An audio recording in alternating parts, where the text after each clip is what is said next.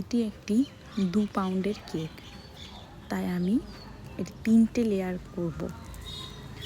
আর এটা স্পঞ্জটা ভ্যানিলা ফ্লেভারের। আর এই যে আমি একটা কেটেছি এবং এটা সেকেন্ড লেয়ার করছি। সাধারণত আমরা যখন কেকে লেয়ারিং করি, তারপর যখন লেয়ারিংগুলো সাজাই, তো কখনো নিচেরটা ওপর বা উপরটা মাঝখানে দিয়ে থাকি। আর এই কেকটি ঠিক উল্টো, কারণ এই কেকটি যেভাবে আমি বেক করেছি ঠিক সেরকমই ধাপে ধাপে আর কি লেয়ারিংটা করব। এটা একটা ম্যাঙ্গো ফ্লেভারের কেক, কারণ এই কেকটা আমি বানাচ্ছিলাম আমার মামার মেয়ে, মানে আমার এক বোনের জন্য। বোনটি আর কি বোলপুর থেকে আমাদের বাড়ি আর কি আসবে ছুটিতে বেড়াতে।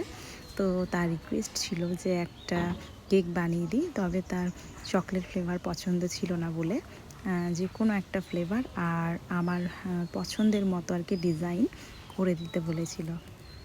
আর আমি এখানে যে আর কি এসেন্স বা ক্রাশ ব্যবহার করেছি, সেই ক্রাশটা আমার নিজের বাড়িতে বানানো। আর আমি বোর্ডের নিচে টিস্যু দিতে ভুলে গেছিলাম বলে বোর্ডটা নড়ে নড়ে যাচ্ছিল। আর আমি আসলে যে থিমটা করতে চাইছি আর কি, তো সেটার জন্য আর কি এই যে আমি ব্রাউন কালারের একটা একটু ডার্ক করেছি উপরের ক্রিমটা, কারণ এটা যেন ঠিক দেখতে একটা মাটির পাত্র মনে হয়। আর নিচের দিকে কিছু অংশ আমি কেটে নিয়েছিলাম অল্প অল্প করে, সেটা আমি ভিডিওতে দিইনি। আর একটা স্ক্র্যাপারের সাহায্যে আর কি এইভাবে ঠিক একবার নিচে আর একবার ওপরটা ঠিক এরকম করে করে নিয়েছিলাম। তো যাই হোক, আমি জানি না কতটা আর কি আমি করতে পেরেছি।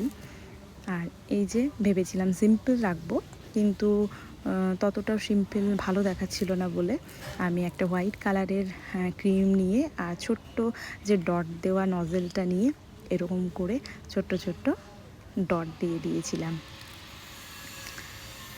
আর এই যে আমি একটা ম্যাগি থিম কেক বানাচ্ছিলাম, তো ছোট ছোট তাতে আমি ফুলও আর কি দিয়েছি। আর ভেজিটেবল যা আর কি মতো যেন লাগে, তো আমি সামান্য টুটি ফ্রুটি ইউজ করেছি। তো আমার কেকটা কেমন হয়েছে সকলেই জানাবেন।